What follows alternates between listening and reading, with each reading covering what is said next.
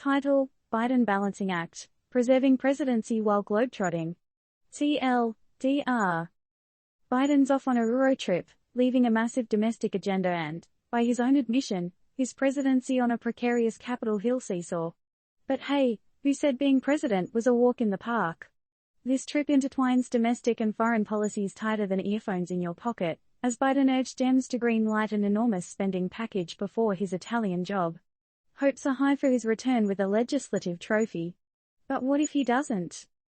Picture this: Biden, the 46th POTUS, taking off on his second international jaunt with a suitcase full of domestic challenges and an agenda heavier than his luggage. He's looking to score a touchdown in Rome at the G20 summit, but will his home team be cheering or jeering when he lands back?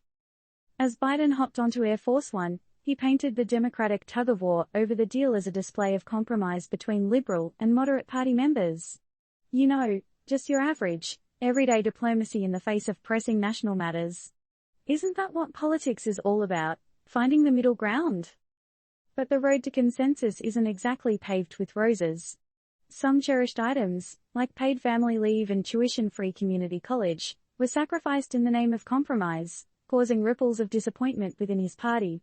Is it fair to ask, was it worth it? As he steps onto foreign soil to represent the US at a couple of major international summits, Biden claims the new investments are a national imperative. Lead the world or let it pass us by, he says. But are we really leading, or are we merely following a script of compromise and uncertainty? Now, here's where it gets interesting.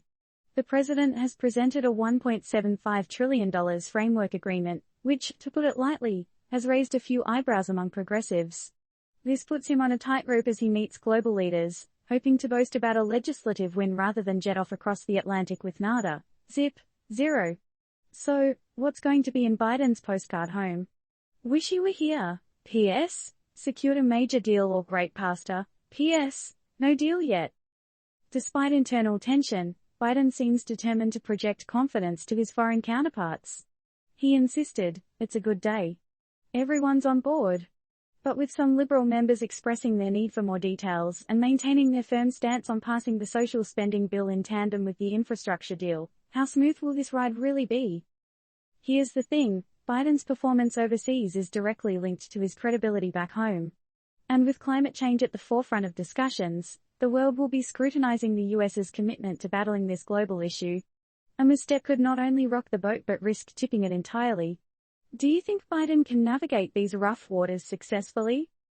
Biden's second G20 summit, in the midst of a pandemic, and amidst global tension, seems like a far cry from his first, which was marked by the rallying cry of "America is back." Now, the tone feels more like America is on the grind, and it's crunch time. Are we ready for the scrutiny? And more importantly, is Biden ready for it? In short, while the world watches Biden on his global tour, his real show will be performed on the stage of domestic politics. Will he deliver a performance that earns him a standing ovation, or will he face the music back home? And the ultimate question, can Biden simultaneously maintain his presidential balance while walking the tightrope of international politics? What do you think?